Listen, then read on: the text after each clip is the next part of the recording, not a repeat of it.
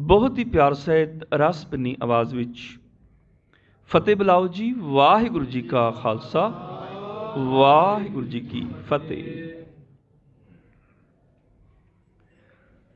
एक बुजुर्ग बाबे नूं सारी रात अखां च नींद नहीं पई। सोचां सोचदियां रात गुजर गई। सवेर पपीहे दी आवाज़ ने सोचां दी लड़ी नूं तोड़िया। चिड़ियां चहकण लग पईयां। अमृत वेले दा शांत वातावरण है, पर इस शांत वातावरण ने भी इस बुजुर्ग बाबे नूं शांति नहीं दिती। सारी रात तड़फदा रहा। की कह दिता उस साध ने कि 20 सालां दी तीर्थां दी यात्रा मिट्टी हो गई, व्यर्थ चली गई। की कह दिता उस ब्रह्मचारी ने कि निगुरा होना इन्ना माड़ा है, गुरु वाले ना होना इन्ना बुरा है। कि उस ब्रह्मचारी साध ने कह दिता जे तू गुरु वाला ही नहीं बनया, तेरी संगत करके मेरा अपना कर्म धर्म भ्रष्ट हो गया। तेरा ते जीवन गया ही सी, मेरा भी गया। सतगुरु बाजों गुरु नहीं कोई, नुगुरे का है नाओ बुरा। गुरबाणी दे शब्द ने, नुगुरे दा ते ना ही भैड़ा है, गुरु जी कह रहे ने। वो बुजुर्ग बाबा सोचता है कि निगुरा होना इन्ना बुरा है कि मेरी सालां बद्धी तीर्थां दी यात्रा भ्रष्ट हो गई, मिट्टी हो गई, व्यर्थ हो गई। कोई मेरा दान पुण्य नहीं रहा, कोई मेरा जप तप धर्म कर्म नहीं रहा, सब व्यर्थ हो गया। कैसी हालत होएगी उस बुजुर्ग दी, जिहदी इन्नी सालां दी मेहनत बेकार गई होवे। सवेर होई, वो बुजुर्ग अपने घर तो बाहर आया, टहलन लग पिया। अजे अपने घर के गुआंढ तक ही गया सी ते गुआंढ के घर दे विचों एक आवाज़ आई। मिठी सुरीली आवाज़ है। ते गुआंढ दा घर किदा है? गुआंढ दा घर उस बुजुर्ग दे छोटे भरा दा घर है, माणक चंद दा। छोटे भरा दे घर चों आवाज़ आ रही है और मिठी सुरीली आवाज़ है। उस आवाज़ ने खिंच लिया, मंत्र मुग्ध हो गया है बुजुर्ग बाबा। क्यों ना होए, एक ते समा अमृत वेले दा सुहावना होवे, शांत वातावरण। दूजा ब्रह्मचारी दे बोलां ने मन नूं सੱਟ मारी होवे, मन नूं मिन्निया होवे। तीजा सुरीली मिठी आवाज़ विच गुरु नानक साहब जी दी बाणी दा शब्द गाया जा रहा होवे। ते चौथा उस बाणी नूं गाउण वाली कोई होर नहीं, खुद गुरु अंगद दे पातशाह दी धी बीबी अमरो होवे। ते गुरबाणी क्यों नहीं मन ते असर करेगी? क्यों नहीं गुरबाणी दा तिखा तीर मन नूं विन्हेगा? रह ना होया, उस बुजुर्ग ने दरवाज़ा खोलिया, अंदर दाखिल होया। ते अंदर दाखिल हुंदियां सार जदों बीबी अमरो जी ने देखिया, नाल वो दही रिड़क रहे ने, नाल वो गुरु नानक दी बाणी दा कीर्तन गायन कर रहे ने। मिठी सुरीली आवाज़ है, अमृत वेले दा शांत वातावरण दा समा है। सामने देखिया कि मेरा सहुरा आ रहा है। रिश्ते विचों सहुरा लगे ना, वड्डे सहुरे दा वड्डा भरा सी। बीबी अमरो जी ने उठ के सत्कार दिता उस बुजुर्ग बाबे नूं। वो बुजुर्ग बाबा कौन सी? वो बुजुर्ग बाबा सी सतगुरु बाबा अमरदास साहब जी। अजे गुरु नहीं बने, वो सत्कारयोग बाबा अमरदास साहब जी सन। बीबी अमरो जी ने सत्कार दिता, बाबा अमरदास जी ने प्यार दिता, सिर ते हथ रख के नाल एक गल कही, धीए आ जो कुछ तू पढ़ रही सी ना, लगता है मेरे अंदर दी हालत तू बयान कर रही सी, जो मेरे अंदर सी। आ जो तू पढ़ रही सी, जो तू गा रही सी, इन्हें मेरे अंदर दी सारी हालत बयान कर दी। मेरी जिंदगी इन बिन इस तरह जो तू पढ़ रही सी। ते बीबी अमरो जी की पढ़ रही सन? ਮਾਰੂ ਰਾਗ ਦਾ ਗੁਰੂ ਨਾਨਕ ਪਾਤਸ਼ਾਹ ਜੀ ਦਾ ਸ਼ਬਦ ਪੜ੍ਹ ਰਹੇ ਸਨ। ਕਰਨੀ ਕਾਗਦ ਮਨ ਮਸਵਾਣੀ, ਬੁਰਾ ਭਲਾ ਦੋਇ ਲੇਖ ਪਏ, ਜਿਉਂ ਜਿਉਂ ਕਿਰਤ ਚਲਾਏ ਤਿਉਂ ਚੱਲੀਐ, ਤਉ ਗੁਣ ਨਾਹੀ ਅੰਤ ਹਰੇ, ਚਿਤ ਚੇਤਸ ਕੀ ਨਹੀਂ ਬਾਵਰਿਆ, ਹਰ ਬਿਸਰਤ ਤੇਰੇ ਗੁਣ ਗਲਿਆ, ਰਹਾਓ ਜਾਲੀ ਰੈਣ ਜਾਲ ਦਿਨ ਹੁਆ, ਜੇਤੀ ਘੜੀ ਫਾਹੀ ਤੇਤੀ, ਰਸ ਰਸ ਚੋਗ ਚੁਗੈ ਨਿਤ ਫਸੈ, ਛੂਟਸ ਮੂੜੇ ਕਵਨ ਗੁਣੀ, ਕਾਇਆ ਆਰਣ ਮਨ ਵਿੱਚ ਲੋਹਾ, ਪੰਚ ਅਗਨ ਤਿਤ ਲਾਗ ਰਹੀ, ਕੋਇਲੇ ਪਾਪ ਪੜੇ ਤਿਸ ਉੱਪਰ, ਮਨ ਜਲਿਆ ਸੰਨੀ ਚਿੰਤ ਪਈ। ਇੱਥੇ ਤੱਕ ਆਇਆ ਸੀ ਸ਼ਬਦ, ਅੱਗੇ ਤੋਂ ਹੋਰ ਦੋ ਤੁਕਾਂ ਨੇ। ਇੱਥੇ ਤੱਕ ਜਦੋਂ ਸ਼ਬਦ ਆਇਆ ਸੀ ਉਦੋਂ ਬਾਬਾ ਅਮਰਦਾਸ ਜੀ ਨੇ ਦਰਵਾਜ਼ਾ ਖੜਕਾਇਆ, ਅੰਦਰ ਦਾਖਲ ਹੋਏ ਸਨ। ਬੀਬੀ ਅਮਰੋ ਜੀ ਉੱਠ ਖੜੇ ਹੋਏ। ਧੀਆ ਜੋ ਪੜ੍ਹ ਰਹੀ ਸੀ ਨਾ, ਮੇਰੀ ਹਾਲਤ ਹੈ, ਤੂੰ ਕੀ ਕਹਿ ਰਹੀ ਸੀ? ਕਾਇਆ ਆਰਣ ਮਨ ਵਿੱਚ ਲੋਹਾ। ਕਾਇਆ ਕਹਿੰਦੇ ਨੇ ਸਰੀਰ ਨੂੰ, ਤੇ ਆਰਣ ਦਾ ਅਰਥ ਹੁੰਦਾ ਭੱਠੀ, ਜਿਹਦੇ ਵਿੱਚ ਅੱਗ ਬਲਦੀ ਹੈ, ਜਿਹਦੇ ਚ ਲੋਹਾਰ ਅੱਗ ਬਾਲ ਕੇ ਲੋਹੇ ਨੂੰ ਢਾਲਦਾ ਹੈ, ਗਾਲਦਾ ਹੈ, ਸਾੜਦਾ ਹੈ।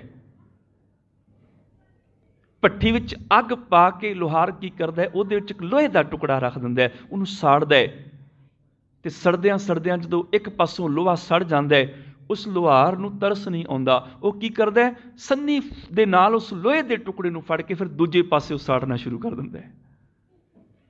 ਦੂਜੇ ਪਾਸੋਂ ਲੋਹਾ ਸੜਦਾ, ਉਹਨੂੰ ਫਿਰ ਤਰਸ ਨਹੀਂ ਆਉਂਦਾ, ਉਹ ਫਿਰ ਸੰਨੀ ਦੇ ਨਾਲ ਟੁਕੜਾ ਫੜ ਕੇ ਉਸ ਲੋਹੇ ਦਾ ਉਹਨੂੰ ਤੀਜੇ ਪਾਸੋਂ ਸਾੜਦਾ, ਚੌਥੇ ਪਾਸੋਂ, ਪੰਜਵੇਂ, ਚਾਰੋਂ ਪਾਸੋਂ ਸਾੜ ਕੇ ਉਹਨੂੰ ਕਾਲਾ ਕਰ ਦਿੰਦਾ ਹੈ। ਧੀਏ, ਆ ਜੋ ਤੂੰ ਕਹਿ ਰਹੀ ਸੀ ਨਾ, ਕਾਇਆ ਆਰਣ, ਮਨੁੱਖ ਦਾ ਸਰੀਰ ਭੱਠੀ ਬਣ ਚੁੱਕਿਆ ਹੈ।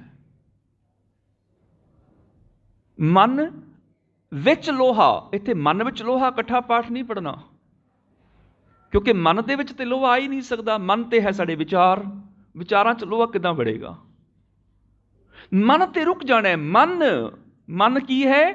ਵਿੱਚ ਲੋਹਾ, ਉਸ ਭੱਠੀ ਵਿੱਚ ਲੋਹਾ ਹੈ ਮਨ। ਸਰੀਰ ਰੂਪੀ ਇਸ ਅੱਗ ਦੀ ਬਲਦੀ ਹੋਈ ਭੱਠੀ ਦੇ ਵਿੱਚ ਲੋਹਾ ਹੈ ਮਨ। ਕਰਨੀ ਕਾਇਆ ਜਿਹੜੀ ਹੈ ਉਹ ਆਰਣ ਹੈ। ਕਾਇਆ ਆਰਣ, ਮਨ ਵਿੱਚ ਲੋਹਾ। ਮਨ ਜਿਹੜਾ ਹੈ ਉਸ ਭੱਠੀ ਵਿੱਚ ਲੋਹਾ ਹੈ। ਇਸੇ ਕਰਕੇ ਮਨ ਦੇ ਨੰਨੇ ਨੂੰ ਔਂਕੜ ਹੈ। ਜੇ ਮਨ ਵਿੱਚ ਹੁੰਦਾ ਫਿਰ ਮਨ ਦੇ ਨੰਨੇ ਨੂੰ ਔਂਕੜ ਨਹੀਂ ਸੀ ਹੋਣੀ, ਕਿਉਂਕਿ ਵਿੱਚ ਸੰਬੰਧਕ ਨੇ ਮਨ ਦੇ ਨੰਨੇ ਦੀ ਔਂਕੜ ਖਤਮ ਕਰ ਦੇਣੀ ਸੀ। ਤੇ ਜੇ ਮਨ ਦੇ ਨੰਨੇ ਦੀ ਔਂਕੜ ਨਹੀਂ ਗਈ, ਇਹਦਾ ਮਤਲਬ ਵਿੱਚ ਦਾ ਮਨ ਦੇ ਨਾਲ ਕੋਈ ਸੰਬੰਧ ਨਹੀਂ ਹੈ, ਵਿੱਚ ਦਾ ਸੰਬੰਧ ਆਰਣ ਦੇ ਨਾਲ ਹੈ। ਕਾਇਆ ਆਰਣ ਦੇ ਵਿੱਚ ਮਨ ਲੋਹਾ ਪਿਆ ਹੋਇਆ ਹੈ। ਸਰੀਰ ਰੂਪੀ ਭੱਠੀ ਵਿੱਚ ਮਨ ਲੋਹਾ ਪਿਆ ਹੋਇਆ ਹੈ। ਕਾਇਆ ਆਰਣ। ਤਾਂ ਹੀ ਮੈਂ ਅਕਸਰ ਕਹਿੰਦਾ ਹੁੰਦਾ, ਗੁਰਬਾਣੀ ਦੇ, ਗੁਰੂ ਗ੍ਰੰਥ ਸਾਹਿਬ ਦੇ ਜਿਹੜੇ ਗੁਰੂ ਸਾਹਿਬ ਨੇ ਸਰੂਪ ਲਿਖਵਾਏ ਸਨ, ਹੱਥ ਲਿਖਤ, ਜਿਹੜੇ ਸਾਡੇ ਕੋਲ ਪ੍ਰਮਾਣਿਕ ਬੀੜਾਂ ਪਈਆਂ ਹਨ, ਉਹਨਾਂ ਤੋਂ ਮਿਲਾ ਕੇ ਗੁਰੂ ਗ੍ਰੰਥ ਸਾਹਿਬ ਦੀਆਂ ਬੀੜਾਂ ਤਿਆਰ ਹੋਣੀਆਂ ਚਾਹੀਦੀਆਂ ਨੇ। ਕਿਉਂਕਿ ਇੱਕ ਔਂਕੜ ਸਾਨੂੰ 1000 ਮਨਮਤਾਂ ਤੋਂ ਬਚਾ ਲੈਂਦੀ ਹੈ, ਇੱਕ ਸਿਹਾਰੀ ਸਾਨੂੰ 1000 ਕਰਮ ਕਾਂਡਾਂ ਤੋਂ ਬਚਾ ਲੈਂਦੀ ਹੈ। ਜਿਸ ਦਿਨ ਗੁਰਬਾਣੀ ਵਿਆਕਰਨ ਨੂੰ ਨਾ ਸਮਝੇ, ਪ੍ਰਿੰਟਡ ਬੀੜਾਂ ਵੱਲ ਦੇਖ ਕੇ ਕਹਿ ਦਿੱਤਾ ਜੀ ਵਿਆਕਰਨ ਢੁਕਦੀ ਨਹੀਂ, ਰੱਦ ਕਰੋ, ਜਿਸ ਦਿਨ ਗੁਰਬਾਣੀ ਵਿਆਕਰਨ ਰੱਦ ਹੋ ਗਈ, ਉਸ ਦਿਨ ਸਾਰੀਆਂ ਮਨਮਤਾਂ, ਸਾਰੇ ਕਰਮ ਕਾਂਡ ਗੁਰਦੁਆਰਿਆਂ 'ਚ ਆ ਜਾਣਗੇ। ਕਿਉਂਕਿ ਫਿਰ ਗੁਰਬਾਣੀ ਦੀਆਂ ਤੁਕਾਂ ਦੇ ਮਨ ਮਰਜ਼ੀ ਦੇ ਅਰਥ ਕੀਤੇ ਜਾਣਗੇ। ਵਿਆਕਰਨ ਬਿਲਕੁਲ ਮੈਥੇਮੈਟਿਕਸ ਦੀ ਤਰ੍ਹਾਂ ਹੈ, 2 ਤੇ 2 4 ਹੀ ਹੋਣਗੇ, 3 ਤੇ 5 ਨਹੀਂ ਹੋਣਗੇ। ਹਰ ਗੁਰਬਾਣੀ ਦੇ ਅੱਖਰ ਦੇ ਆਖਰੀ ਅੱਖਰ ਦੀ ਸਿਹਾਰੀ ਤੇ ਔਂਕੜ, ਖਾਸ ਕਰਕੇ ਇਹਨਾਂ ਦੇ ਜਦੋਂ ਅਰਥ ਕੀਤੇ ਜਾਣਗੇ, ਅਰਥ ਬਦਲੇ ਨਹੀਂ ਜਾ ਸਕਦੇ। 100 ਵਿਦਵਾਨ ਵੀ ਅਰਥ ਕਰਨਗੇ, ਉਹਨਾਂ ਦੇ ਅਰਥ ਇੱਕ ਹੀ ਹੋਣਗੇ, 2 ਹੋ ਹੀ ਨਹੀਂ ਸਕਦੇ। ਵੈਸੇ ਵੀ ਗੁਰੂ ਸਾਹਿਬ ਨੇ ਜਦੋਂ ਬਾਣੀ ਉਚਾਰੀ ਹੋਏਗੀ, ਮਨ ਵਿੱਚ ਇੱਕ ਅਰਥ ਰੱਖ ਕੇ ਹੀ ਸੋਚ ਕੇ ਉਚਾਰੀ ਹੋਏਗੀ, 2 ਅਰਥਾਂ ਕਰਕੇ ਤੇ ਨਹੀਂ ਵਿਚਾਰੀ ਹੋਏਗੀ। ਇਸ ਕਰਕੇ ਗੁਰਬਾਣੀ ਵਿਆਕਰਨ ਨੂੰ ਸਮਝਣਾ ਜ਼ਰੂਰੀ ਹੈ। ਔਰ ਧੰਨ ਗੁਰੂ ਗ੍ਰੰਥ ਸਾਹਿਬ ਦੀਆਂ ਬੀੜਾਂ ਨੂੰ ਹੱਥ ਲਿਖਤ ਬੀੜਾਂ ਨਾਲ ਮਿਲਾਨ ਕਰਕੇ ਕੌਮ ਦੇ ਸਾਹਮਣੇ ਰੱਖਣ ਦੀ ਅਤ ਲੋੜ ਹੈ। ਜਿਹੜਾ ਕੰਮ ਆ ਵੱਡੀਆਂ ਵੱਡੀਆਂ ਸੰਸਥਾਵਾਂ ਨਹੀਂ ਕਰ ਪਾ ਰਹੀਆਂ, ਹੋਰ ਵਿਦਵਾਨ ਕਰਨਾ ਸ਼ੁਰੂ ਕਰ ਦਿੰਦੇ ਨੇ। ਜੋ ਕਿ ਸਿੱਖ ਸੰਸਥਾਵਾਂ ਦਾ ਕੰਮ ਹੈ, ਉਹ ਨਹੀਂ ਕਰ ਰਹੀਆਂ ਕੰਮ ਆਪਣਾ। ਮਨ ਤੇ ਰੁਕਣਾ ਹੈ, ਕਿਉਂਕਿ ਵਿੱਚ ਸੰਬੰਧਕ ਦੇ ਕਾਰਨ ਮਨ ਦੇ ਨੰਨੇ ਦੀ ਔਂਕੜ ਨਹੀਂ ਉਤਰੀ। ਇਹਦਾ ਮਤਲਬ ਵਿੱਚ ਦਾ ਮਨ ਨਾਲ ਸੰਬੰਧ ਨਹੀਂ ਹੈ। ਕਾਇਆ ਆਰਣ, ਮਨ ਵਿੱਚ ਲੋਹਾ। ਇੱਕ ਔਂਕੜ ਸਾਨੂੰ ਅਰਥ ਦੇ ਦਿੰਦੀ ਹੈ। ਜਿਵੇਂ ਅਸੀਂ ਪੜ੍ਹਦੇ ਹਾਂ, ਪਿਸ਼ਤ ਨਜ਼ੀਕ ਰਾਖ ਰਹਿਮਾਨਾ। ਨਜ਼ੀਕ ਸੰਬੰਧਕ ਹੈ, ਪ੍ਰੈਪੋਜੀਸ਼ਨ ਹੈ। ਪਿਸ਼ਤ ਤੱਤੇ ਨੂੰ ਔਂਕੜ ਲੱਗੀ ਹੋਈ ਹੈ। ਜੇ ਕਿਤੇ ਪਿਸ਼ਤ ਦੇ ਤੱਤੇ ਨੂੰ ਔਂਕੜ ਨਾ ਲੱਗੀ ਹੁੰਦੀ, ਅਸੀਂ ਸਵਰਗਾਂ ਨਰਕਾਂ ਨੂੰ ਮੰਨ ਲੈਣਾ ਸੀ। ਪਿਸ਼ਤ ਮੈਨੇ ਇਸਲਾਮਿਕ ਮਤ ਦਾ ਸਵਰਗ, ਨਜ਼ੀਕ ਮੈਨੇ ਨੇੜੇ, ਪਿਸ਼ਤ ਨਜ਼ੀਕ ਸਵਰਗ ਦੇ ਨੇੜੇ, ਰਾਖ ਮੈਨੇ ਰੱਖ ਲੈ, ਰਹਿਮਾਨਾ ਮੈਨੇ ਹੇ ਰਹੀਮ ਪ੍ਰਭੂ। ਫਿਰ ਅਰਥ ਬਣ ਜਾਣਾ ਸੀ, ਹੇ ਰੱਬਾ ਮੈਨੂੰ ਸਵਰਗ ਦੇ ਨੇੜੇ ਰੱਖ ਲੈ। ਪਿਸ਼ਤ ਨਜ਼ੀਕ ਰਾਖ ਰਹਿਮਾਨਾ। ਤੇ ਗੁਰਬਾਣੀ ਤੇ ਸੁਰਗਾਂ ਨਰਕਾਂ ਨੂੰ ਰੱਦ ਕਰਦੀ ਹੈ। ਕਵਨ ਨਰਕ ਕਿਆ ਸੁਰਗ ਵਿਚਾਰਾ, ਸੰਤਨ ਦਊ ਰਾਦੇ। ਜਿੱਦਣ ਵਿਆਕਰਨ ਛੱਡ ਦਿੱਤੀ ਨਾ, ਉਦਣ ਸੁਰਗਾਂ ਨਰਕਾਂ ਨੂੰ ਮੰਨਣਾ ਸ਼ੁਰੂ ਕਰ ਦਿਆਂਗੇ। ਉੱਥੇ ਪਿਸ਼ਤ ਦੇ ਤੱਤੇ ਨੂੰ ਔਂਕੜ ਹੈ, ਨਜ਼ੀਕ ਸੰਬੰਧਕ ਹੈ। ਨਜ਼ੀਕ ਨੇ ਪਿਸ਼ਤ ਦੇ ਤੱਤੇ ਦੀ ਔਂਕੜ ਨਹੀਂ ਖਤਮ ਕੀਤੀ। ਇਹਦਾ ਮਤਲਬ ਨਜ਼ੀਕ ਦਾ ਪਿਸ਼ਤ ਨਾਲ ਸੰਬੰਧ ਕੋਈ ਨਹੀਂ ਹੈ। ਪਿਸ਼ਤ ਆਹੀ ਸਵਰਗ ਹੈ ਸਾਡੇ ਲਈ। ਕਿਹੜਾ?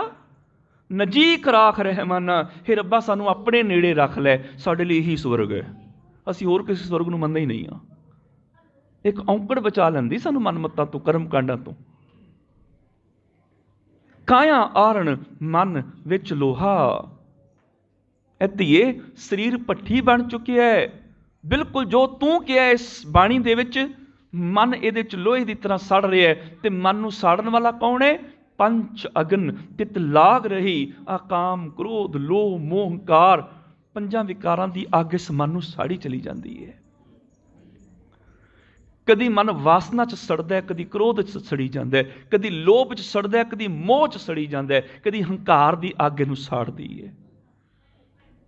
ਕਦੀ ਹੰਕਾਰ ਚ ਸੜੀ ਜਾਂਦਾ ਹੈ। ਮੇਰੇ ਵਰਗਾ ਕੌਣ? ਦੂਜੇ ਨੂੰ ਨੀਵਾਂ ਦਿਖਾਣਾ ਚਾਹੁੰਦਾ ਹੈ, ਆਪ ਉੱਚਾ ਬਣਨਾ ਚਾਹੁੰਦਾ ਹੈ,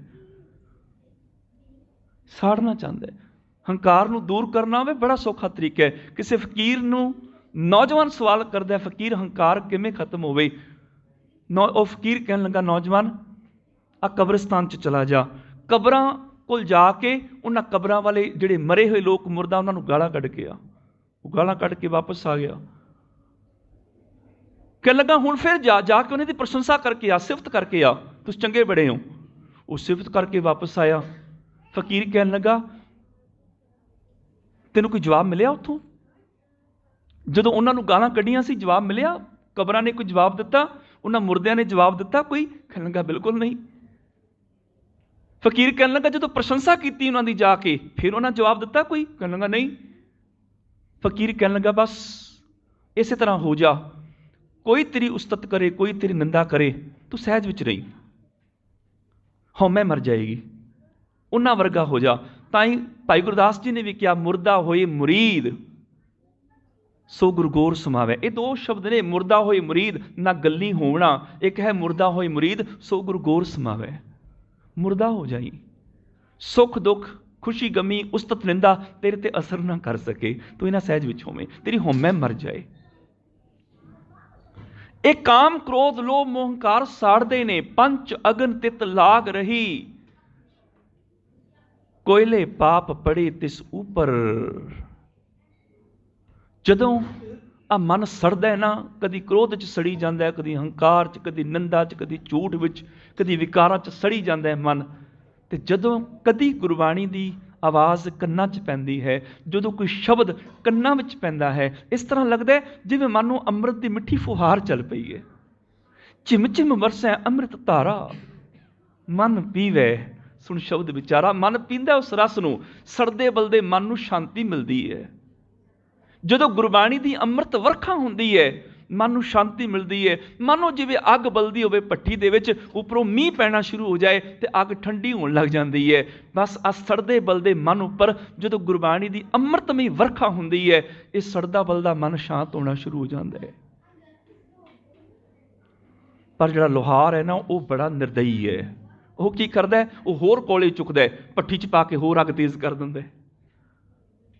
ਮਨ ਨੂੰ ਸ਼ਾਂਤੀ ਤੇ ਮਿਲਦੀ ਹੈ ਬਾਣੀ ਸੁਣ ਕੇ, ਪਰ ਪੁਰਾਣੇ ਪਾਪਾਂ ਦੇ ਕੋਲੇ ਫਿਰ ਯਾਦ ਆ ਜਾਂਦੇ ਨੇ, ਉਹ ਅੱਗ ਹੋਰ ਤੇਜ਼ ਕਰ ਦਿੰਦੇ ਨੇ। ਕੋਇਲੇ ਪਾਪ ਪੜੇ ਤਿਸ ਉੱਪਰ।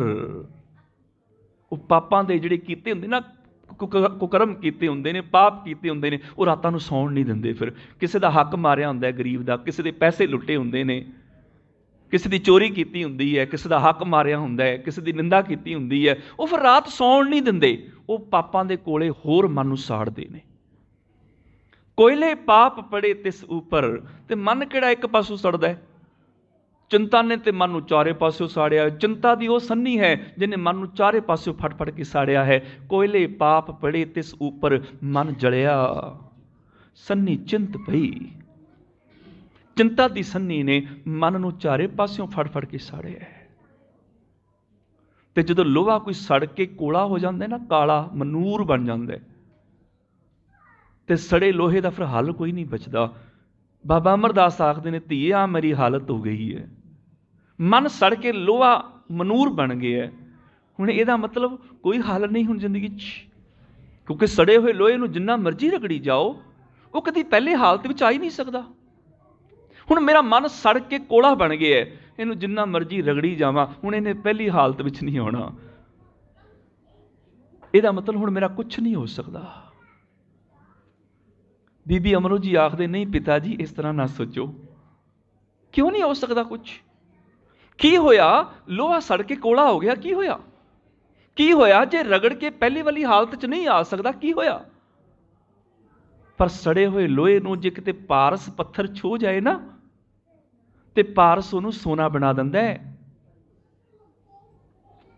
ਕੀ ਹੋਇਆ ਜੇ ਮਨ ਸੜ ਕੇ ਕੋਲਾ ਹੋ ਗਿਆ? ਗੁਰੂ ਦੇ ਚਰਨ ਪਾਰਸ ਨੇ।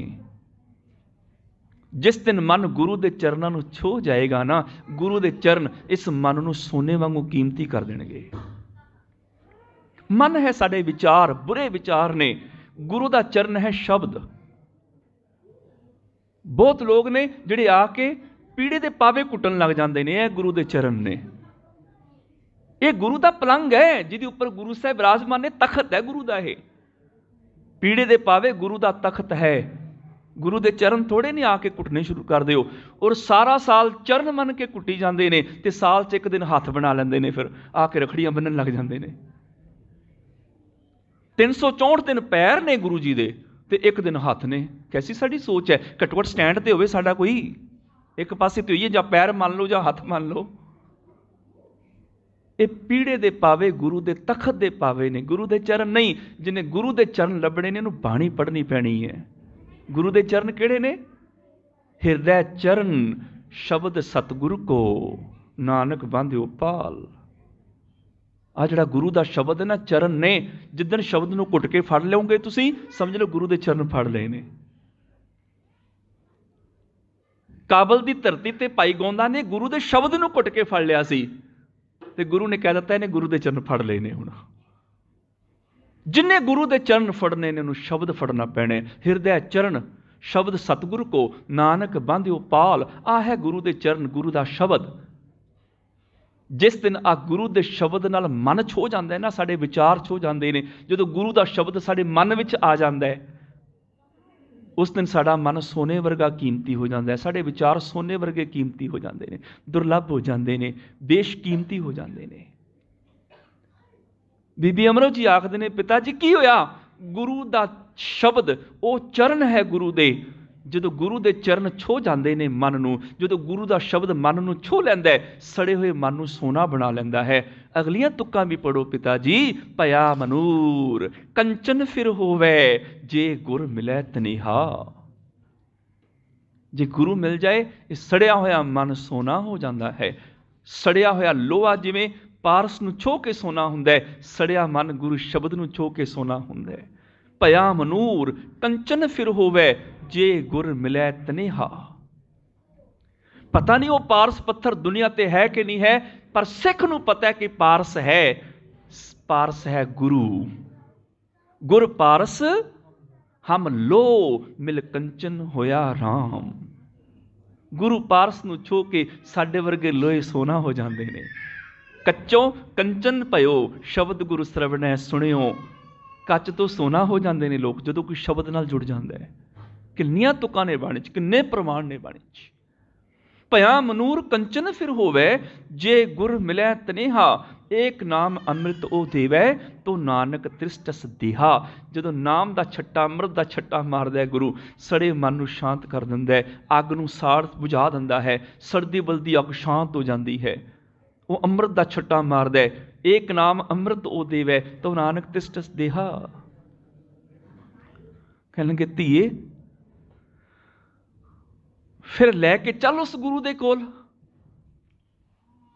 ਜਿਹੜਾ ਗੁਰੂ ਜ਼ਿੰਦਗੀ ਨੂੰ ਬਦਲ ਦਿੰਦਾ ਹੈ। ਆਹ ਜਿਹਨੇ ਆ ਬਾਣੀ ਰਚੀ ਹੈ, ਬੀਬੀ ਅਮਰੋ ਆਖਦੀ ਬਾਣੀ ਤੇ ਗੁਰੂ ਨਾਨਕ ਪਾਤਸ਼ਾਹ ਦੀ ਰਚੀ ਹੈ, ਪਰ ਗੁਰੂ ਨਾਨਕ ਦੀ ਗੱਦੀ ਤੇ ਮੇਰੇ ਪਿਤਾ ਗੁਰੂ ਅੰਗਦ ਦੇ ਪਾਤਸ਼ਾਹ ਬਿਰਾਜਮਾਨ ਨੇ। ਮੈਂ ਲੈ ਚੱਲਦੀ ਹਾਂ ਤੁਹਾਨੂੰ। ਔਰ ਯਾਦ ਰੱਖਿਓ, ਭਰਾ ਦੀ ਨੂੰਹ ਹੋਵੇ ਤੇ ਭਰਾ ਨੂੰ ਪਤਾ ਨਹੀਂ ਹੋਏਗਾ ਵੀ ਕਿਹੜੇ ਘਰ ਚੋਂ ਆਈ ਹੈ। ਪਿੰਡਾਂ ਵਿੱਚ ਤੇ ਖਾਨਦਾਨਾਂ ਦੇ ਦਾਦੇ ਪੜਦਾਦਿਆਂ ਦੇ ਨਾਂ ਪਤਾ ਹੁੰਦੇ ਸਨ ਇੱਕ ਦੂਜੇ ਦੇ। ਤੇ ਗੁਰੂ ਨਾਨਕ ਪਾਤਸ਼ਾਹ ਦੀ ਸਿੱਖੀ ਇੰਨੀ ਉਦੋਂ ਤੱਕ ਫੈਲ ਚੁੱਕੀ ਪੂਰੇ ਪੰਜਾਬ ਦੇ ਵਿੱਚ, ਖਾਸ ਕਰਕੇ ਘਰ ਘਰ ਪਹੁੰਚ ਚੁੱਕੀ ਸੀ। ਤੇ ਕੀ ਗੁਰੂ ਅਮਰਦਾਸ ਪਾਤਸ਼ਾਹ ਨੂੰ ਪਤਾ ਨਹੀਂ ਸੀ ਕਿ ਗੁਰੂ ਨਾਨਕ ਕੌਣ ਹੈ, ਉਹਨਾਂ ਦੀ ਬਾਣੀ ਕੀ ਹੈ? ਇਤਿਹਾਸਕਾਰ ਆਖਦੇ ਨੇ ਕਿ ਬਾਬਾ ਅਮਰਦਾਸ ਜੀ ਨੇ ਹੋ ਸਕਦਾ ਹੈ ਕਈ ਵਾਰੀ ਗੁਰੂ ਨਾਨਕ ਸਾਹਿਬ ਦੀ ਬਾਣੀ ਕਈਆਂ ਦੇ ਕੋਲੋਂ ਸੁਣੀ ਹੋਵੇ। ਇਹ ਵੀ ਸੰਭਵ ਹੈ ਕਿ ਕਦੀ ਉਹਨਾਂ ਦਾ ਗੁਰੂ ਨਾਨਕ ਪਾਤਸ਼ਾਹ ਨਾਲ ਮੇਲ ਵੀ ਹੋਇਆ ਹੋਵੇ, ਕਿਉਂਕਿ ਗੁਰੂ ਨਾਨਕ ਸਾਹਿਬ ਤੋਂ ਸਿਰਫ 10 ਸਾਲ ਛੋਟੇ ਸਨ ਤੇ ਗੁਰੂ ਨਾਨਕ ਪਾਤਸ਼ਾਹ ਪੰਜਾਬ ਦੇ ਘਰ ਘਰ ਵਿਚਰੇ ਸਨ। 1469 ਦਾ ਗੁਰੂ ਨਾਨਕ ਸਾਹਿਬ ਦਾ ਪ੍ਰਕਾਸ਼ ਹੈ, 1479 ਦਾ 9 ਜੇਠ ਗੁਰੂ ਅਮਰਦਾਸ ਪਾਤਸ਼ਾਹ ਦਾ ਪ੍ਰਕਾਸ਼ ਹੈ। ਸਿਰਫ 10 ਸਾਲ ਦਾ ਫਰਕ ਹੈ। ਇਤਿਹਾਸਕਾਰ ਲਿਖਦੇ ਨੇ ਕਿ ਸੰਭਵ ਹੈ ਕਿ ਗੁਰੂ ਅਮਰਦਾਸ ਪਾਤਸ਼ਾਹ ਨੇ ਗੁਰੂ ਨਾਨਕ ਸਾਹਿਬ ਦੇ ਦਰਸ਼ਨ ਵੀ ਕੀਤੇ ਹੋਣ, ਕਿਸੇ ਦਰਬਾਰ ਵਿੱਚ ਉਹਨਾਂ ਦੀ ਬਹਿ ਕੇ ਬਾਣੀ ਵੀ ਸੁਣੀ ਹੋਵੇ। ਤੇ ਉਹਨਾਂ ਨੂੰ ਇਹ ਵੀ ਪਤਾ ਹੈ ਬਾਅਦ ਵਿੱਚ ਗੁਰੂ ਨਾਨਕ ਸਾਹਿਬ ਦੇ ਪਿਆਨੇ ਤੋਂ ਬਾਅਦ ਜਦੋਂ ਗੁਰੂ ਅੰਗਦ ਦੇ ਪਾਤਸ਼ਾਹ ਗੱਦੀ ਤੇ ਬੈਠੇ, ਉਹਨਾਂ ਦੀ ਧੀ ਦਾ ਰਿਸ਼ਤਾ ਹੋਇਆ ਗੁਰੂ ਅਮਰਦਾਸ ਪਾਤਸ਼ਾਹ ਦੇ ਸਕੇ ਭਤੀਜੇ ਦੇ ਨਾਲ। ਆਖਰ ਭਤੀਜੇ ਦੀ ਬਰਾਤ ਤੇ ਗੁਰੂ ਅਮਰਦਾਸ ਪਾਤਸ਼ਾਹ ਵੀ ਗਏ ਹੋਣਗੇ ਨਾ, ਤਾਇਆ ਲੱਗਦੇ ਨੇ। ਤੇ ਜਦੋਂ ਤਾਇਆ ਲੱਗਦੇ ਨੇ ਆਪਣੇ ਭਤੀਜੇ ਦੀ ਬਰਾਤ ਨਾਲ ਗਏ ਹੋਣਗੇ, ਕੀ ਪਤਾ ਨਹੀਂ ਹੋਏਗਾ ਕਿ ਗੁਰੂ ਨਾਨਕ ਦੇ ਘਰ ਬਰਾਤ ਚੱਲੀ ਹੈ, ਗੁਰੂ ਅੰਗਦ ਦੇ ਪਾਤਸ਼ਾਹ ਦੀ ਧੀ ਨਾਲ ਵਿਆਹ ਹੋਣਾ ਹੈ ਮੇਰੇ ਭਤੀਜੇ ਦਾ। ਪਤਾ ਹੈ ਕਿ ਗੁਰੂ ਨਾਨਕ ਦੀ ਗੱਦੀ ਤੇ ਬਿਰਾਜਮਾਨ ਨੇ ਗੁਰੂ ਅੰਗਦ ਦੇ ਪਾਤਸ਼ਾਹ। ਪਰ ਅੱਜ ਤੱਕ ਰਿਸ਼ਤੇਦਾਰੀ ਰੂਪ 'ਚ ਹੀ ਮਿਲਦੇ ਰਹੇ, ਕੁੜਮਾਚਾਰੀ ਦੇ ਰੂਪ 'ਚ ਹੀ ਮਿਲਦੇ ਰਹੇ।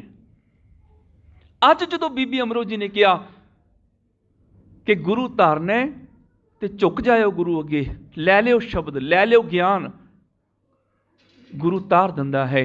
ਉਦੋਂ ਬਾਬਾ ਅਮਰਦਾਸ ਜੀ ਤੁਰੇ ਪਹੁੰਚੇ ਖਡੂਰ ਸਾਹਿਬ ਦੀ ਧਰਤੀ ਤੇ, ਜਿੱਥੇ ਗੁਰੂ ਅੰਗਦ ਦੇ ਪਾਤਸ਼ਾਹ ਦਾ ਦਰਬਾਰ ਸਜਿਆ ਹੋਇਆ ਸੀ। ਸਤਿਗੁਰੂ ਤਖਤ ਤੇ ਸਜੇ ਹੋਏ ਸਨ। ਬਾਬਾ ਅਮਰਦਾਸ ਜੀ ਅੰਦਰ ਦਾਖਲ ਹੋਏ ਦਰਬਾਰ ਦੇ ਵਿੱਚ। ਗੁਰੂ ਅੰਗਦ ਦੇ ਪਾਤਸ਼ਾਹ ਜੀ ਨੇ ਦੇਖਿਆ, ਉੱਠ ਕੇ ਖੜੇ ਹੋ ਗਏ ਤਖਤ ਤੋਂ।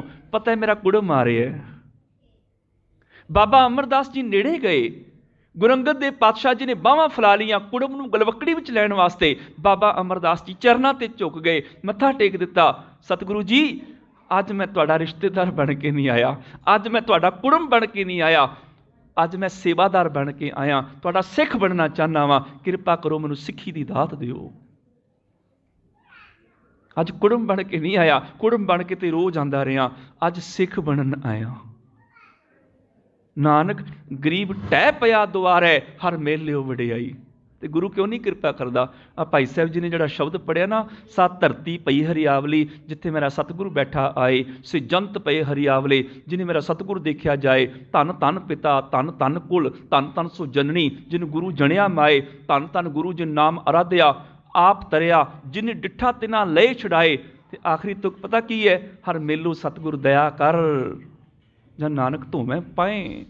ਮੈਂ ਤੇਰੇ ਚਰਨਾਂ ਨੂੰ ਧੋਵਾਂਗਾ, ਮੈਨੂੰ ਗੁਰੂ ਮਿਲਾ ਦੇ ਬਸ, ਮੈਂ ਨਿਗੁਰਾ ਨਾ ਚਲਾ ਜਾਵਾਂ ਦੁਨੀਆ ਤੋਂ। ਕਿੰਨੇ ਕੁ ਲੋਕਾਂ ਦੀ ਅੱਜ ਮਨ ਵਿੱਚ ਇੱਛਾ ਹੈ ਕਿ ਮੈਂ ਦੁਨੀਆ ਤੋਂ ਨਿਗੁਰਾ ਨਾ ਚਲਾ ਜਾਵਾਂ, ਗੁਰੂ ਵਾਲਾ ਹੋ ਜਾਵਾਂ। ਕਿੰਨਿਆਂ ਕੁ ਦੇ ਮਨ ਦੀ ਇੱਛਾ ਹੈ? ਹੇ ਪ੍ਰਭੂ, ਮੈਨੂੰ ਗੁਰੂ ਨਾਲ ਮਿਲਾ ਦੇ। ਜਨ ਨਾਨਕ ਸਤਿਗੁਰ, ਹਰ ਸਤਿਗੁਰ ਮੇਲੋ ਦਇਆ ਕਰ, ਜਨ ਨਾਨਕ ਧੋਵੇਂ ਪਾਏ। ਮੈਂ ਉਹਦੇ ਚਰਨ ਧੋ ਕੇ ਸਾਫ਼ ਕਰਾਂ, ਗੁਰੂ ਮਿਲਾ ਦਿਓ। ਉਸ ਦਿਨ ਚਰਨਾਂ ਤੇ ਝੁਕ ਗਏ ਸਨ। ਸਤਿਗੁਰੂ ਕਿਰਪਾ ਕਰੋ, ਮੈਨੂੰ ਸਿੱਖ ਬਣਾ ਲਓ। ਗੁਰੂ ਅੰਗਦ ਦੇ ਪਾਤਸ਼ਾਹ ਜੀ ਨੇ ਮੋਢਿਆਂ ਤੋਂ ਫੜਿਆ, ਬਾਹਾਂ ਤੋਂ ਫੜਿਆ, ਚੁੱਕਿਆ, ਆਪਣੇ ਘੁੱਟ ਕੇ ਗਲਵਕੜੀ ਵਿੱਚ ਲਿਆ। ਕਹਿਣ ਲੱਗੇ, ਨਹੀਂ, ਤੁਹਾਡੀ ਥਾਂ ਸਾਡੇ ਪੈਰਾਂ 'ਚ ਨਹੀਂ ਹੈ, ਸਾਡੇ ਹਿਰਦੇ ਦੇ ਵਿੱਚ ਹੈ। ਗੁਰੂ ਨਾਨਕ ਸਾਹਿਬ ਦੀ ਬਾਣੀ ਨੂੰ ਪੜ੍ਹੋ, ਵਿਚਾਰੋ, ਸਮਝੋ। ਗੁਰੂ ਨਾਨਕ ਦੀ ਬਾਣੀ ਨੂੰ ਜ਼ਿੰਦਗੀ 'ਚ ਅਮਲ ਵਿੱਚ ਲੈ ਕੇ ਆਓ। ਗੁਰੂ ਨਾਨਕ ਸਾਹਿਬ ਦੀ ਬਾਣੀ ਦੀ ਵਿਚਾਰਧਾਰਾ ਤੁਹਾਡੀ ਜ਼ਿੰਦਗੀ ਨੂੰ ਸਫਲ ਕਰ ਦੇਵੇਗੀ। ਉਸ ਦਿਨ ਤੋਂ ਬਾਅਦ ਗੁਰੂ ਅਮਰਦਾਸ ਪਾਤਸ਼ਾਹ ਜੀ ਨੇ ਗੁਰੂ ਨਾਨਕ ਸਾਹਿਬ ਦੀ ਬਾਣੀ ਦਾ ਅਧਿਐਨ ਕੀਤਾ। ਗੁਰੂ ਨਾਨਕ ਸਾਹਿਬ ਦੀ ਬਾਣੀ ਨੂੰ ਪੜ੍ਹਿਆ, ਵਿਚਾਰਿਆ। ਗੁਰੂ ਅੰਗਦ ਦੇ ਪਾਤਸ਼ਾਹ ਦੇ ਸਲੋਕਾਂ ਨੂੰ ਪੜ੍ਹਿਆ, ਵਿਚਾਰਿਆ। ਉਦੋਂ ਸਮਝ ਪਈ ਆ ਰੰਗ ਬਰੰਗੇ ਦੇਵੀ ਦੇਵਤਿਆਂ ਦੀ ਪੂਜਾ ਵਿਅਰਥ ਗਈ ਮੇਰੀ। 20 ਸਾਲ ਤੀਰਥਾਂ ਦੀ ਯਾਤਰਾ ਕੀਤੀ, ਇਹ ਸਾਰੇ ਕਰਮਕਾਂਡ ਸਨ। ਤੀਰਥਾਂ ਤੇ ਜਾ ਕੇ ਇਸ਼ਨਾਨ ਕੀਤੇ, ਸਾਰੇ ਮਿੱਟੀ ਹੋ ਗਏ। ਕਿੰਨੇ ਵਰਤ ਰੱਖੇ, ਕਿੰਨੇ ਦਾਨ ਪੁੰਨ ਕੀਤੇ, ਸਾਰੇ ਮਿੱਟੀ ਹੋ ਗਏ। ਇਹ ਸਾਰੇ ਕਰਮਕਾਂਡ ਨੇ। ਕਿੰਨੇ ਤੋਤਾ ਰਟਣੀ ਪਾਠ ਕੀਤੇ, ਤੋਤਿਆਂ ਵਾਂਗੂ ਰਟੀ ਗਏ, ਉਹ ਸਾਰੇ ਵਿਅਰਥ ਚਲੇ ਗਏ। ਕਿੰਨੇ ਹੀ ਜਪ ਤਪ ਕੀਤੇ, ਉਹ ਸਾਰੇ ਮਿੱਟੀ ਹੋ ਗਏ। ਕਿੰਨੀਆਂ ਤੀਰਥਾਂ ਦੀਆਂ ਯਾਤਰਾਵਾਂ ਤੇ ਇਸ਼ਨਾਨ ਕੀਤੇ, ਉਹ ਸਾਰੇ ਕਰਮਕਾਂਡ ਹੋ ਨਿਬੜੇ। ਸਮਝ ਪੈ ਗਈ ਕਿ ਜ਼ਿੰਦਗੀ ਨੂੰ ਸਫਲ ਕਰਨਾ ਹੈ, ਸੱਚ ਨਾਲ ਜੁੜਨਾ ਪੈਂਦਾ ਹੈ, ਸੰਤੋਖ ਨਾਲ, ਧਰਮ ਨਾਲ, ਧੀਰਜ ਨਾਲ, ਗਿਆਨ ਨਾਲ, ਵਿਰਾਗ ਦੇ ਨਾਲ, ਨਿਮਰਤਾ ਨਾਲ, ਨਿਰਮਾਣਤਾ ਨਾਲ, ਨਿਸ਼ਕਾਮਤਾ ਨਾਲ, ਨੇਕ ਨੀਤੀ ਨਾਲ, ਸੱਚਾਈ ਨਾਲ, ਇਮਾਨਦਾਰੀ ਨਾਲ, ਇਹਨਾਂ ਸ਼ੁਭ ਗੁਣਾਂ ਨਾਲ ਜੁੜਨਾ ਪੈਂਦਾ ਹੈ, ਤਾਂ ਜ਼ਿੰਦਗੀ ਬਦਲਦੀ ਹੈ। ਸਮਝ ਪੈ ਗਈ। ਗੁਰੂ ਨਾਨਕ ਦੇ ਘਰ ਤੇ ਸਮਰਪਿਤ ਹੋ ਗਏ। 1479 ਦਾ ਸਤਿਗੁਰੂ ਜੀ ਦਾ ਪ੍ਰਕਾਸ਼ ਹੈ ਤੇ 1541 ਵਿੱਚ ਗੁਰੂ ਨਾਨਕ ਦੀ ਸਿੱਖੀ ਧਾਰਨ ਕੀਤੀ ਸੀ ਉਹਨਾਂ ਨੇ। ਉਦੋਂ ਉਮਰ ਸੀ ਉਹਨਾਂ ਦੀ 62 ਸਾਲ। 62 ਸਾਲ ਦੀ ਉਮਰ 'ਚ ਸਿੱਖ ਬਣੇ ਸਨ। ਸ਼ੁਰੂਆਤ ਕੀਤੀ ਸੀ, ਦਾਖਲਾ ਲਿਆ ਸੀ। ਅਸੀਂ ਤੇ ਕਹਿੰਦੇ 60 ਸਾਲ ਉਮਰ ਹੋ ਗਈ, ਜ਼ਿੰਦਗੀ ਖਤਮ, ਹੁਣ ਤੇ ਕੁਛ ਨਹੀਂ ਕਰ ਸਕਦੇ। ਗੁਰੂ ਅਮਰਦਾਸ ਪਾਤਸ਼ਾਹ 62 ਸਾਲ ਦੀ ਉਮਰ 'ਚ ਸ਼ੁਰੂਆਤ ਕਰ ਰਹੇ ਨੇ, ਆਪਣੀ ਨਵੀਂ ਜ਼ਿੰਦਗੀ ਦੀ ਸ਼ੁਰੂਆਤ ਕਰ ਰਹੇ ਨੇ ਉਹ। ਤੇ 62 ਸਾਲ ਤੋਂ ਲੈ ਕੇ 72 ਸਾਲ ਦੀ ਉਮਰ ਤੱਕ 10 ਸਾਲ ਉਹਨਾਂ ਨੇ ਗੁਰਬਾਣੀ ਨੂੰ ਜੀਵਿਆ, ਗੁਰੂ ਨਾਨਕ ਦੀ ਸਿੱਖੀ ਕਮਾਈ, ਗੁਰਮਤਿ ਦੀ ਵਿਚਾਰਧਾਰਾ ਨੂੰ, ਸਿਧਾਂਤਾਂ ਨੂੰ ਸਮਝਿਆ, ਉਹਨਾਂ ਨੂੰ ਆਪਣੀ ਅਮਲੀ ਜ਼ਿੰਦਗੀ 'ਚ ਲੈ ਕੇ ਆਂਦਾ, ਆਪਣੇ ਜੀਵਨ ਨੂੰ ਬਦਲਿਆ। ਯਾਦ ਰੱਖਿਓ, ਬੁਢਾਪਾ ਜਿਹੜਾ ਹੈ ਨਾ, ਮਨੁੱਖ ਦੀ ਜ਼ਿੰਦਗੀ ਦਾ ਸੁਨਹਿਰੀ ਦੌਰ ਹੋਣਾ ਚਾਹੀਦਾ ਹੈ। ਬੁਢਾਪਾ ਮਨੁੱਖ ਦੀ ਜ਼ਿੰਦਗੀ ਦਾ ਸ਼ਾਂਤ ਤੇ ਸੁਖੀ ਤੇ ਸੁਹਾਵਣਾ ਜੀਵਨ ਹੋਣਾ ਚਾਹੀਦਾ ਹੈ। ਪਰ ਬਦਕਿਸਮਤੀ ਨਾਲ ਕਹਿਣਾ ਪੈ ਰਿਹਾ ਹੈ ਕਿ ਬੁਢਾਪਾ ਜ਼ਿੰਦਗੀ ਦਾ ਸਭ ਤੋਂ ਦੁਖੀ, ਕਾਲਾ ਤੇ ਅਸ਼ਾਂਤ ਦੌਰ ਬਣ ਜਾਂਦਾ ਹੈ। ਕਿਉਂ? ਕਿਉਂਕਿ ਜੀਵਨ ਨੂੰ ਉਸ ਤਰੀਕੇ ਨਾਲ ਜੀਵਿਆ ਨਹੀਂ ਹੁੰਦਾ। ਹਰ ਮਨੁੱਖ ਆਪਣੀ ਕਿਤਾਬ ਆਪ ਲਿਖਦਾ ਹੈ, ਆਪਣੀ ਕਿਤਾਬ ਦਾ ਆਥਰ ਆਪ ਹੈ। ਹਰ ਮਨੁੱਖ ਆਪਣੀ ਜ਼ਿੰਦਗੀ ਦੀ ਕਿਤਾਬ ਦਾ ਆਪ ਲਿਖਾਰੀ ਹੈ। ਆਪਣੀ ਜ਼ਿੰਦਗੀ ਦੀ ਕਿਤਾਬ ਇਸ ਤਰ੍ਹਾਂ ਲਿਖੋ ਕਿ 60 ਸਾਲ ਦੀ ਉਮਰ ਵਿੱਚ ਜਦੋਂ ਤੁਸੀਂ ਇਹਨੂੰ ਵਾਪਸ ਪੜ੍ਹੋ, ਤੁਹਾਨੂੰ ਨਮੋਸ਼ੀ ਨਾ ਹੋਵੇ, ਮੈਂ ਪਛਤਾਵਾ ਨਾ ਹੋਵੇ, ਇੱਥੇ ਮੈਂ ਇੰਨੇ ਸਾਲ ਵਿਅਰਥ ਗਵਾਏ ਸਨ। ਤੁਹਾਨੂੰ ਖੁਸ਼ੀ ਹੋਵੇ ਕਿ ਮੇਰੀ ਜ਼ਿੰਦਗੀ ਦਾ ਇੱਕ ਇੱਕ ਚੈਪਟਰ ਬੜਾ ਆਨੰਦ ਭਰਪੂਰ ਗੁਜ਼ਰਿਆ ਹੈ। ਮੇਰੀ ਜ਼ਿੰਦਗੀ ਦਾ ਇੱਕ ਇੱਕ ਦਿਨ ਆਨੰਦ ਵਿੱਚ ਗੁਜ਼ਰਿਆ, ਸੱਚਾਈ ਨਾਲ ਮੈਂ ਜੀਵਿਆ ਹਾਂ, ਇਮਾਨਦਾਰੀ ਦੀ ਜ਼ਿੰਦਗੀ ਜੀਵਿਆ ਹਾਂ, ਮੈਂ ਧਰਮ ਦੇ ਨਾਲ ਜ਼ਿੰਦਗੀ ਨੂੰ ਜੀਵਿਆ ਹਾਂ। 60 ਸਾਲ ਦੀ ਉਮਰ ਵਿੱਚ ਜਦੋਂ ਆਪਣੀ ਜ਼ਿੰਦਗੀ ਦੀ ਕਿਤਾਬ ਨੂੰ ਵਾਪਸ ਪੜ੍ਹੋ, ਤੁਹਾਡੀ ਜ਼ਿੰਦਗੀ 'ਚ ਪਛਤਾਵੇ ਦੀ ਬਜਾਏ ਖੁਸ਼ੀ ਹੋਣੀ ਚਾਹੀਦੀ ਹੈ। ਤੇ ਇਹ ਨਾ ਸੋਚਿਓ ਕਿ 60 ਸਾਲ ਦੀ ਉਮਰ 'ਚ ਕਿਤਾਬ ਖਤਮ ਹੋਈ, ਇੱਦਾਂ ਕਿਉਂ? ਹੁਣ ਮੇਰੀ ਕਿਤਾਬ ਦਾ ਅਗਲਾ ਚੈਪਟਰ ਸ਼ੁਰੂ ਹੋ ਰਿਹਾ ਹੈ। 60 ਸਾਲ ਤੋਂ ਅਗਲਾ ਚੈਪਟਰ ਸ਼ੁਰੂ ਹੋ ਰਿਹਾ ਹੈ, ਮੁੱਕ ਨਹੀਂ ਗਈ ਕਿਤਾਬ। ਕਿਉਂਕਿ ਬੁਢਾਪਾ ਜਿਹੜਾ ਹੈ, ਇਹ ਸਰੀਰ ਦੀ ਉਮਰ ਦਾ ਨਾਮ ਨਹੀਂ ਹੈ, ਇਹ ਮਨ ਦੀ ਅਵਸਥਾ ਦਾ ਨਾਮ ਹੈ। ਸਰੀਰ ਦੀ ਉਮਰ ਬੀਤਣ ਨਾਲ ਬੁਢਾਪਾ ਨਹੀਂ ਆਉਂਦਾ, ਮਾਨਸਿਕਤਾ ਜਦੋਂ ਢਹਿੰਦੀ ਕਲਾ 'ਚ ਜਾਂਦੀ, ਉਦੋਂ ਬੁਢਾਪਾ ਹੁੰਦਾ ਹੈ। ਕੋਈ 60 ਸਾਲ ਦੀ ਉਮਰ ਦਾ ਹੋ ਕੇ ਮਾਨਸਿਕ ਤੌਰ ਤੇ ਚੜ੍ਹਦੀ ਕਲਾ ਵਿੱਚ ਹੈ, ਉਹ ਜਵਾਨ ਹੈ। ਤੇ ਜੇ ਕੋਈ 20 ਸਾਲ ਦੀ ਉਮਰ 'ਚ ਢਹਿੰਦੀ ਕਲਾ 'ਚ ਚਲਾ ਗਿਆ, 30 ਸਾਲ ਦੀ ਉਮਰ 'ਚ ਢਹਿੰਦੀ ਕਲਾ 'ਚ ਚਲਾ ਗਿਆ, ਮੇਰਾ ਕੀ ਬਣੇਗਾ, ਕੁਛ ਨਹੀਂ ਬਣੇਗਾ, ਉਹ ਬੁੱਢਾ ਹੋ ਗਿਆ। ਇਹ ਆਤਮਿਕ ਸਟੇਟਸ ਦਾ ਨਾਮ ਹੈ, ਸਾਡੇ ਮਾਨਸਿਕ ਸਟੇਟਸ ਦਾ ਨਾਮ ਹੈ, ਸਾਡੀ ਮਨ ਦੀ ਸਟੇਜ ਕਿਹੋ ਜਿਹੀ ਹੈ। 60 ਸਾਲ ਦੀ ਉਮਰ ਔਰ 62 ਸਾਲ ਦੀ ਉਮਰ ਗੁਰੂ ਅਮਰਦਾਸ ਪਾਤਸ਼ਾਹ ਦੀ ਹੈ, ਉਹ ਜ਼ਿੰਦਗੀ ਸ਼ੁਰੂ ਕਰ ਰਹੇ ਨੇ, ਨਵੇਂ ਸਿਰੋਂ ਸ਼ੁਰੂ ਕਰ ਰਹੇ ਨੇ ਜ਼ਿੰਦਗੀ। ਤੇ 62 ਤੋਂ ਲੈ ਕੇ 72 ਸਾਲ ਦੀ ਉਮਰ ਤੱਕ ਉਹਨਾਂ ਨੇ ਗੁਰੂ ਨਾਨਕ ਦੇ ਸਕੂਲ ਵਿੱਚ ਪੜ੍ਹਾਈ ਕੀਤੀ, ਡਿਗਰੀ ਲਈ। ਤੇ 72 ਸਾਲ ਦੀ ਉਮਰ 'ਚ ਕਿਹੜੀ ਡਿਗਰੀ ਮਿਲੀ? 1479 ਸਤਿਗੁਰੂ ਜੀ ਦਾ ਪ੍ਰਕਾਸ਼, 1541 ਨੂੰ ਗੁਰੂ ਨਾਨਕ ਦੇ ਘਰ ਆਏ, 62 ਸਾਲ ਦੀ ਉਮਰ ਹੈ।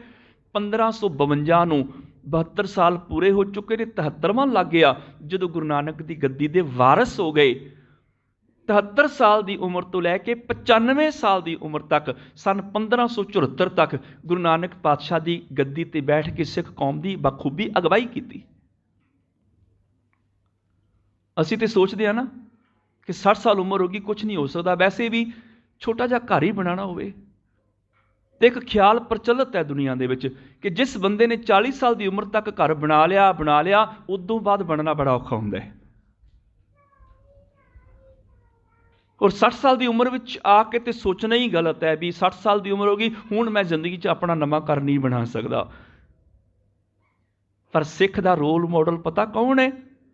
ਸਿੱਖ ਦਾ ਰੋਲ ਮਾਡਲ ਗੁਰੂ ਅਮਰਦਾਸ ਸਾਹਿਬ ਜੀ ਨੇ। ਸਿੱਖੋ ਉਹਨਾਂ ਤੋਂ, ਉਹ ਸਾਡੇ ਆਦਰਸ਼ ਨੇ।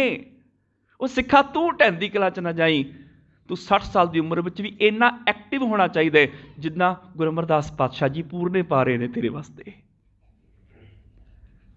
40 ਸਾਲ ਦੀ ਉਮਰ 'ਚ ਬੰਦਾ ਸੋਚਦਾ ਹੈ, 60 ਸਾਲ ਦੀ ਉਮਰ 'ਚ ਬੰਦਾ ਸੋਚਦਾ ਹੈ ਮੈਂ ਆਪਣਾ ਘਰ ਨਹੀਂ ਬਣਾ ਸਕਦਾ, ਪਰ 72 ਸਾਲ ਦੀ ਉਮਰ ਵਿੱਚ ਗੁਰੂ ਅਮਰਦਾਸ ਪਾਤਸ਼ਾਹ ਸ਼ਹਿਰ ਬਣਾ ਰਹੇ ਨੇ, ਏਡਾ ਵੱਡਾ ਨਗਰ ਤਿਆਰ ਕਰ ਰਹੇ ਨੇ ਗੋਇੰਦਵਾਲ ਸਾਹਿਬ। ਹੈ ਨਾ ਕਮਾਲ? ਵੱਡਾ ਸਾਰਾ ਨਗਰ ਤਿਆਰ ਕਰ ਰਹੇ ਨੇ, ਸ਼ਹਿਰ ਉਸਾਰ ਰਹੇ ਨੇ।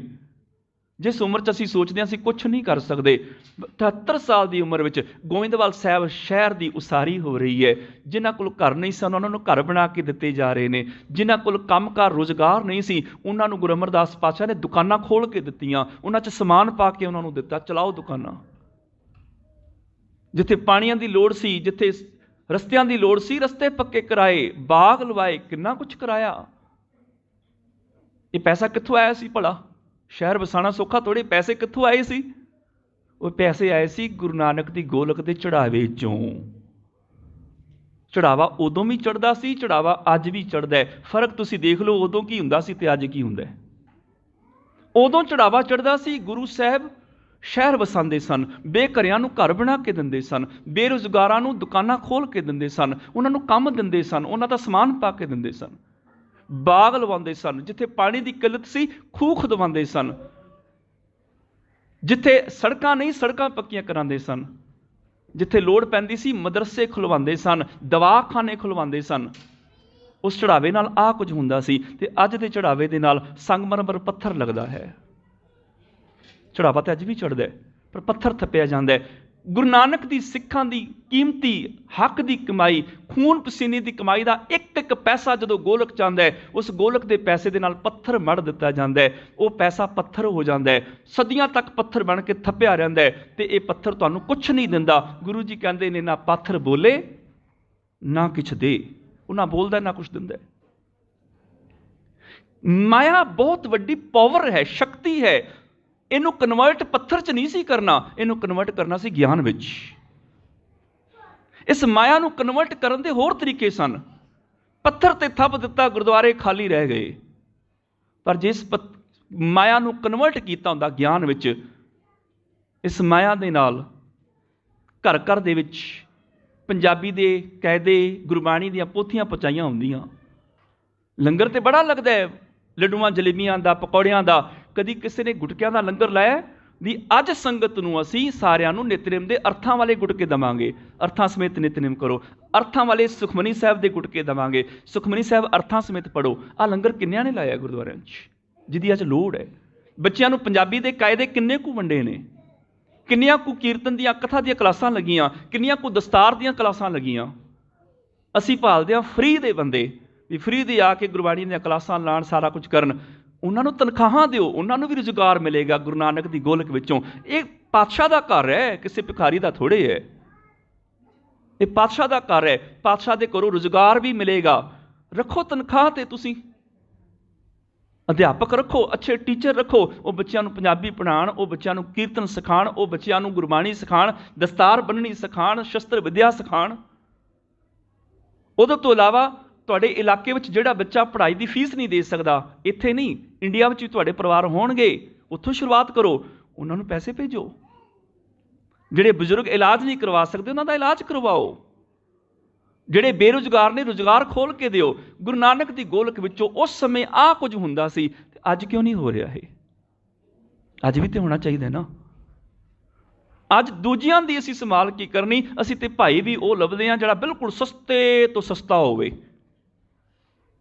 ਅਸੀਂ ਇੱਕ ਪਾਸੇ ਚਾਹੁੰਦੇ ਹਾਂ ਪੜ੍ਹਿਆ ਲਿਖਿਆ ਚਾਹੀਦਾ ਸਿਆਣਾ, ਦੂਜੇ ਪਾਸੇ ਸਸਤਾ ਚਾਹੀਦਾ। ਜਿਹਨੇ MA, AA, PhD ਕੀਤੀ ਹੋਏਗੀ, ਉਹ ਤੁਹਾਡੇ 500 ਹੈ ਉੱਥੇ ਥੋੜ੍ਹੇ ਇੱਥੇ ਆ ਕੇ ਟਿਕੇਗਾ, ਉਹ ਚੱਜ ਦਾ ਕੰਮ ਨਹੀਂ ਕਰੇਗਾ ਫਿਰ ਉਹ। ਤੇ ਜਿਹੜਾ ਅਸੀਂ 500 ਵਾਲਾ ਲੈ ਕੇ ਆਵਾਂਗੇ, ਦੂਜੀ ਚੌਥੀ ਫੇਲ ਹੋਏਗਾ, ਤੇ ਸਾਹਮਣੇ ਜੱਜ, ਵਕੀਲ, ਡਾਕਟਰ ਬੈਠੇ ਨੇ, ਉਹਨਾਂ ਨੂੰ ਪੜ੍ਹਾਏਗਾ, ਕਿੰਨਾ ਕੁ ਪੜ੍ਹਾ ਲਏਗਾ? ਕਿੰਨਾ ਕੁ ਗਿਆਨ ਦੇ ਦੇਗਾ ਉਹ। ਭਾਈ ਸਸਤੇ ਤੋਂ ਸਸਤਾ ਚਾਹੀਦਾ।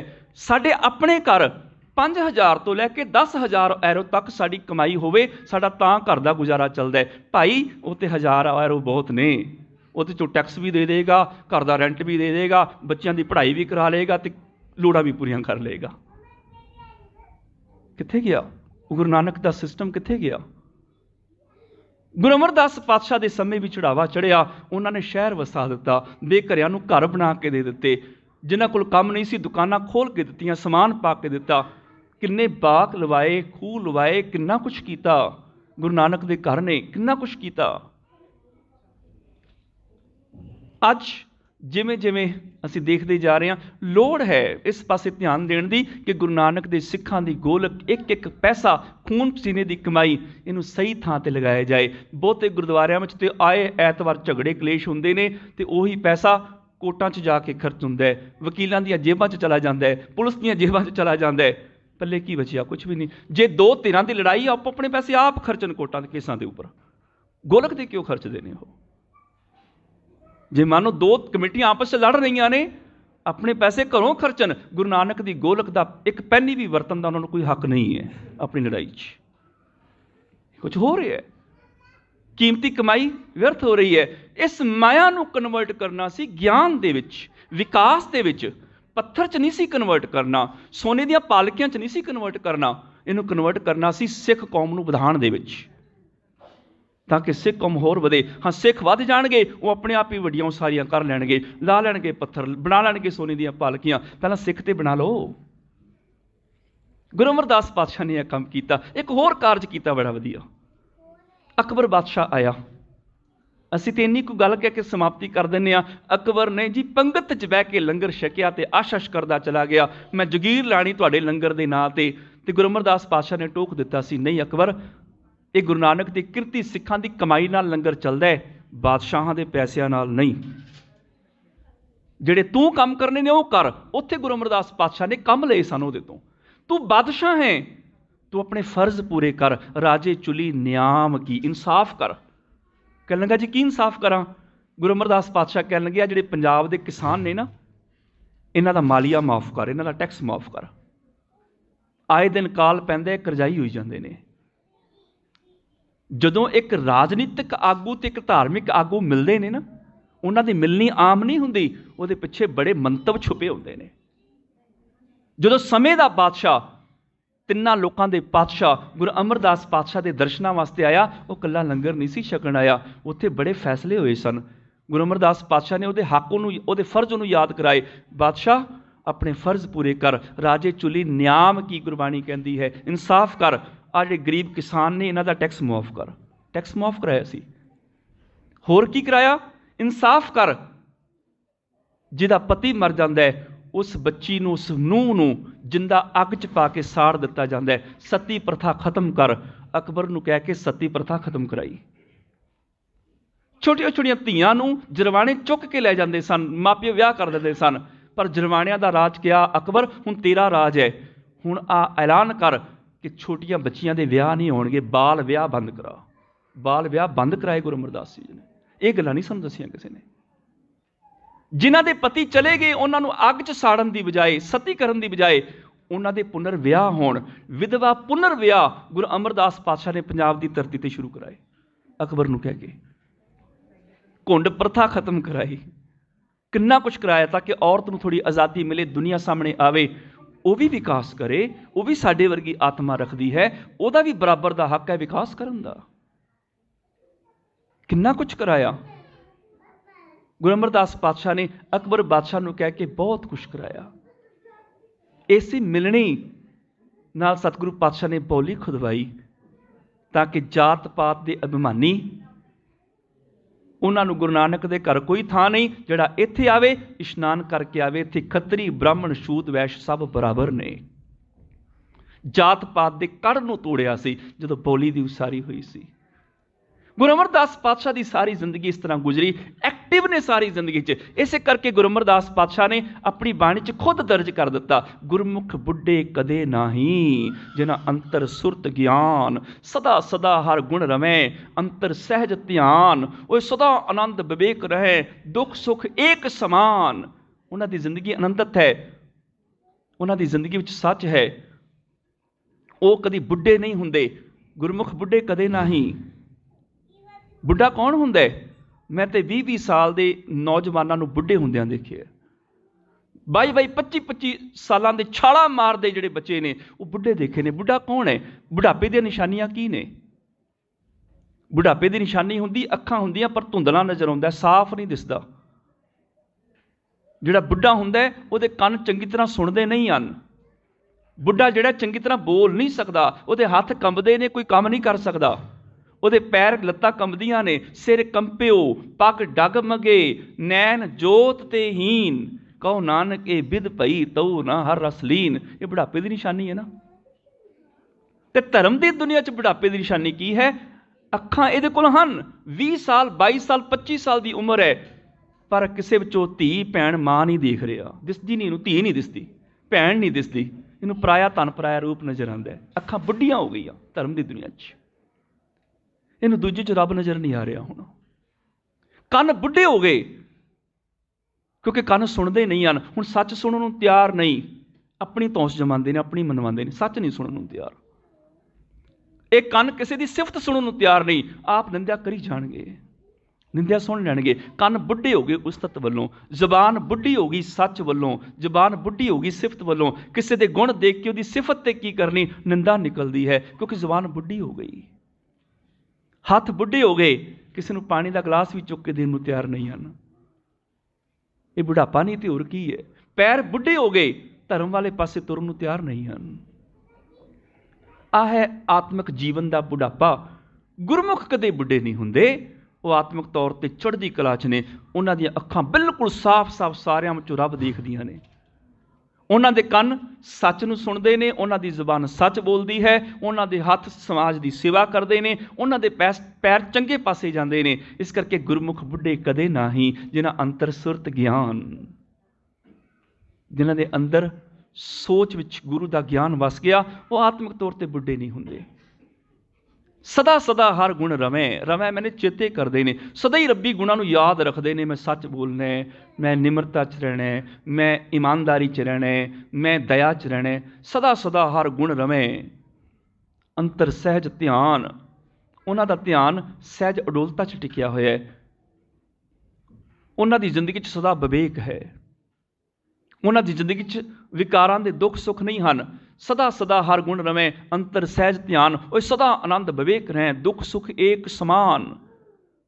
ਉਹਨਾਂ ਦੇ ਅੰਦਰ ਪਰਖ ਵਾਲੀ ਬੁੱਧੀ ਆ ਗਈ, ਵਿਵੇਕ, ਹਰ ਗੱਲ ਸੋਚ ਸਮਝ ਕੇ ਕਰਦੇ ਨੇ। ਦੁੱਖ ਸੁੱਖ ਏਕ ਸਮਾਨ, ਦੁੱਖ ਤੇ ਸੁੱਖ ਇੱਕ ਸਮਾਨ ਹੁੰਦਾ ਦੀ ਜ਼ਿੰਦਗੀ 'ਚ ਹੋ ਗਏ। ਉਹਨਾਂ ਦੀ ਜ਼ਿੰਦਗੀ ਇਸ ਤਰ੍ਹਾਂ ਦੀ ਹੋ ਗਈ। ਹਰ ਇੱਕੋ ਨਦਰੀ ਆਇਆ, ਸਬਰ ਆਤਮ ਰਾਮ ਪਛਾਣ। ਉਹਨਾਂ ਨੂੰ ਸਿਰਫ ਇੱਕ ਰੱਬ ਹੀ ਨਜ਼ਰ ਆਉਂਦਾ ਹੈ। ਹਰ ਆਤਮਾ ਦੇ ਵਿੱਚੋਂ ਉਹ ਰਾਮ ਨੂੰ, ਪ੍ਰਭੂ ਨੂੰ ਪਛਾਣ ਲੈਂਦੇ ਨੇ, ਹਰ ਇੱਕ ਦੇ ਵਿੱਚੋਂ ਰੱਬ ਦੇਖ ਲੈਂਦੇ ਨੇ। ਗੁਰੂ ਅਮਰਦਾਸ ਪਾਤਸ਼ਾਹ ਸਾਡੇ ਲਈ ਰੋਲ ਮਾਡਲ ਨੇ ਕਿ ਸਿੱਖ ਦਾ ਬੁਢਾਪਾ ਕਿੱਦਾਂ ਦਾ ਹੋਣਾ ਚਾਹੀਦਾ ਹੈ। ਸਾਡੇ ਬੁਢਾਪੇ ਵਿੱਚ ਆਦਰਸ਼ ਨੇ ਸਾਡੇ ਗੁਰੂ ਅਮਰਦਾਸ ਪਾਤਸ਼ਾਹ। ਬੁਢਾਪੇ 'ਚ ਅਸੀਂ ਕਿਸ ਤਰ੍ਹਾਂ ਦੇ ਹੋਈਏ। ਮੈਂ ਅੱਜ ਬਜ਼ੁਰਗਾਂ ਨੂੰ ਦੇਖਦਾ, ਉਹ ਆਪਣੇ ਬੱਚਿਆਂ ਨੂੰ ਆਰਡਰ ਦਿੰਦੇ ਨੇ, ਬੱਚੇ ਕਹਿਣਾ ਨਹੀਂ ਮੰਨਦੇ, ਉਹ ਦੁਖੀ ਹੋਈ ਜਾਂਦੇ ਨੇ, ਸੜੀ ਜਾਂਦੇ ਨੇ। ਬੁਢਾਪੇ ਤੋਂ ਬਾਅਦ ਜੇ ਕੁਛ ਰਹਿਣਾ ਨਹੀਂ ਹੱਥ ਵਿੱਚ, ਤੇ ਕਿੰਨਾ ਚੰਗਾ ਹੋਵੇ ਬੰਦਾ ਬੁਢਾਪੇ ਵਿੱਚ ਹੀ ਆਪ ਹੀ ਵੰਡਣਾ ਸ਼ੁਰੂ ਕਰ ਦੇ, ਕਿੰਨੀ ਖੁਸ਼ੀ ਹੋਏਗੀ। ਪਤਾ ਵੀ ਧੀਆਂ ਪੁੱਤਰਾਂ ਨੇ ਖੋਹ ਲੈਣੇ, ਰਹਿਣਾ ਨਹੀਂ ਹੱਥ ਦੇ ਵਿੱਚ, ਮੌਤ ਆ ਜਾਣੀ ਹੈ, ਤੇ ਜੇ ਕਿੰਨਾ ਚੰਗਾ ਹੋਵੇ ਆਪ ਹੀ ਵੰਡਣਾ ਸ਼ੁਰੂ ਕਰ ਦੇ। ਬੁਢਾਪੇ ਦੀ ਤਿਆਰੀ ਜਵਾਨੀ 'ਚ ਹੁੰਦੀ ਹੈ।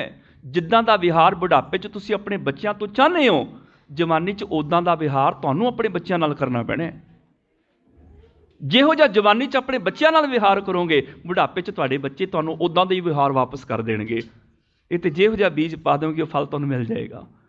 ਆਪੇ ਬੀਜ ਆਪੇ ਖਾਓ, ਨਾਨਕ ਹੁਕਮੀ ਆਵੋ ਜਾਓ। ਜੇ ਤੁਸੀਂ ਚਾਹੁੰਦੇ ਹੋ ਬੁਢਾਪੇ 'ਚ ਸਾਨੂੰ ਆਦਰ ਸਤਿਕਾਰ ਮਾਣ ਮਿਲੇ, ਜਵਾਨੀ 'ਚ ਤੁਹਾਨੂੰ ਆਪਣੇ ਬੱਚਿਆਂ ਨੂੰ ਆਦਰ ਸਤਿਕਾਰ ਦੇਣਾ ਪੈਣਾ ਹੈ। ਜੇ ਚਾਹੁੰਦੇ ਹੋ ਬੁਢਾਪੇ 'ਚ ਬੱਚੇ ਸਾਨੂੰ ਮਿੱਠਾ ਬੋਲਣ, ਸਾਡੀ ਸੇਵਾ ਕਰਨ, ਜਵਾਨੀ 'ਚ ਤੁਹਾਨੂੰ ਵੀ ਉਹਨਾਂ ਨੂੰ ਸਤਿਕਾਰ ਦੇਣਾ ਪੈਣਾ, ਉਹਨਾਂ ਨੂੰ ਪਿਆਰ ਦੇਣਾ ਪੈਣਾ।